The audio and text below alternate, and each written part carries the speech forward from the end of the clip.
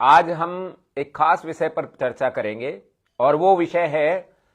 अभी पिछले कुछ दिन पहले पंजाब में बहुत बाढ़ आई और हमने देखा कि पूरा देश इस बात से परिचित भी था और पंजाबियों के साथ उनकी मदद के लिए तैयार भी था।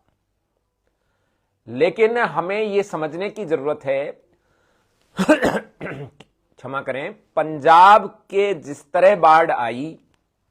उससे भी ज्यादा भयंकर रूप से बाढ़ पश्चिमी बंगाल के उत्तरी बंगाल में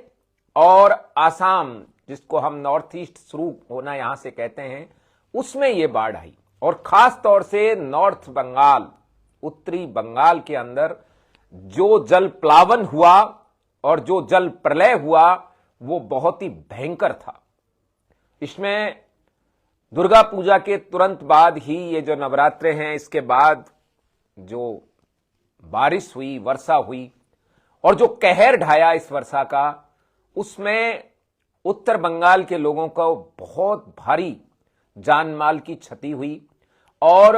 उस क्षति की पूर्ति के लिए, इस तरह की जो क्षतियां होती हैं उसकी पूर्ति के लिए देश के अंदर प्रधानमंत्री राहत कोष बना हुआ है जिसको हम पीएम रिलीफ फंड बोलते हैं। और वो मूलतः इन्हीं बातों के लिए बना होता है। आप जितने बंधु जुड़ रहे हैं उन सब से मेरा अनुरोध है, सबको जय शिव चंडी, जय मां भवानी। इस वीडियो को हर एक उस हमारे कूच बिहार वासी तक पहुंचा दें जो इस समय इस बाढ़ की समस्या से जूझे। और बाढ़ की समस्या तो चलो ठीक है, ईश्वर की बात थी और बारिश हुई, कहर ढाया, लेकिन जो नेताओं ने दर्द दिया उसको हमें समझने की जरूरत है कि ऐसी परिस्थिति में केंद्र सरकार के पास एक रिलीफ फंड होता है जिसको पीएम रिलीफ फंड बोलते हैं। और उस पीएम रिलीफ फंड जो बनता है वो खास तौर से इस तरह की, जो जैसे जल प्लावन हुआ, भूकंप हुआ या भूस्खलन हुआ या इस तरह की जो आपदाएं होती हैं, उसके लिए यह पीएम रिलीफ फंड होता है और पूरे देश में इसका प्रयोग होता है। और यहां भी इसी का प्रयोग होना चाहिए था, लेकिन हमारे उत्तर बंगाल के भाइयों को उस समय दर्द का सामना करना पड़ा जब केंद्रीय मंत्री सुकांत मजूमदार साहब, जो कि नॉर्थ ईस्ट के मिनिस्टर भी हैं, अर्थात पूर्वोत्तर राज्यों के डेवलपमेंट के लिए उन्हें मंत्री बनाया गया है, वो वहां पर पहुंचे। लोगों को अपेक्षा थी, आशा थी कि भारत जो कि विश्व की चौथी सबसे बड़ी अर्थव्यवस्था है, उस अर्थव्यवस्था का एक केंद्रीय मंत्री भारत सरकार की पूरी प्रतिनिधित्व करते हुए उस बाढ़ क्षेत्र में दौरा कर रहे हैं। तो हमारे जो बाढ़ पीड़ित लोग हैं,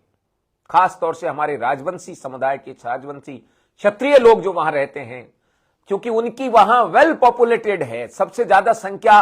वहां पर 50 से 60% और कई कई जगह तो 70% तक राजवंशी क्षत्रिय समुदाय की संख्या है। और वो इस बाढ़ से बुरी तरह से प्रभावित हुए और वहां उस बाढ़ प्रभावित एरिया का जो दौरा करने के लिए सुकांत मजूमदार साहब गए। उन्होंने राहत सामग्री की जगह वहां के, चूंकि एक तो वो क्षेत्र वैसे ही पिछड़ा हुआ है, जो पश्चिम बंगाल का जो ये क्षेत्र है नॉर्थ बंगाल, ये वैसे भी पिछड़ा हुआ है और इस पिछड़ेपन के ऊपर बाढ़ की मार पड़ती है। और उस समय केंद्रीय मंत्री वहां पहुंचते हैं और राहत सामग्री प्रधानमंत्री रिलीफ फंड से देने के बजाय वो वहां के जो साधारण, जो बेचारे ठेले लगाते हैं, सब्जी की थड़ी लगाते हैं और साधारण किसान हैं जिनके खेत डूब चुके हैं, उन किसानों से उगाई करके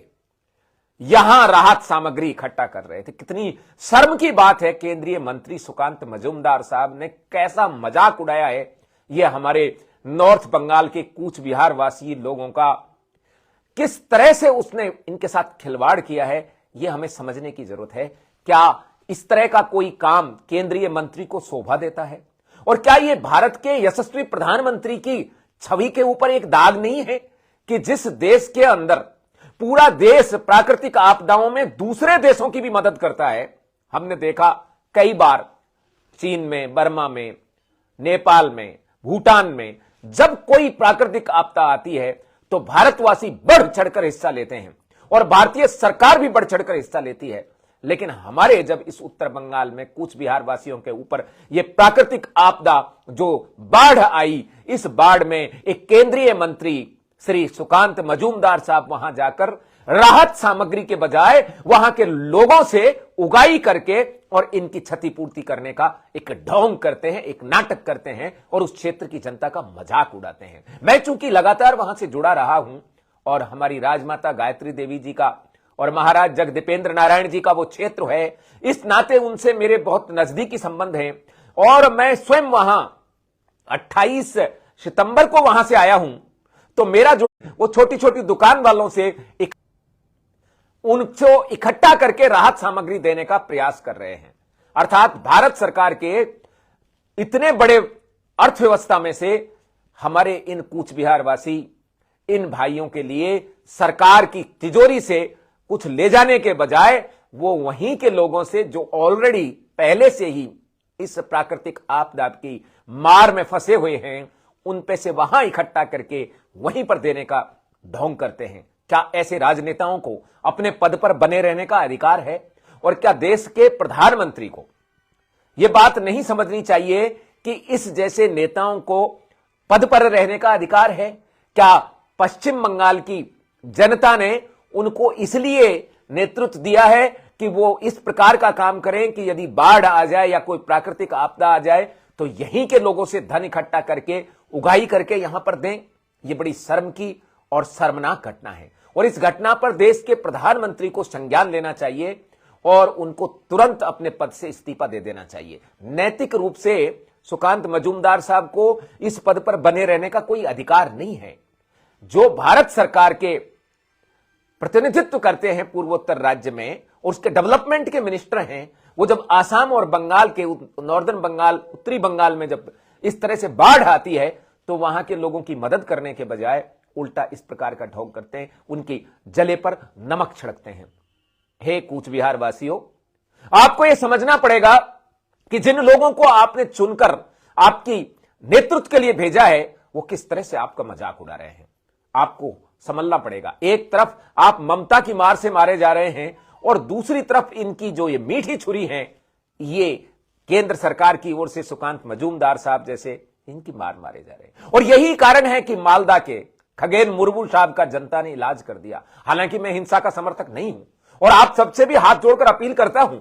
कि ऐसा मत कीजिए, लेकिन इन राजनेताओं को भी अपनी समझ को समझना होगा कि किस तरीके से वो मालदा के बीजेपी के सांसद खगेन मुर्मू साहब बिना किसी राहत सामग्री के उस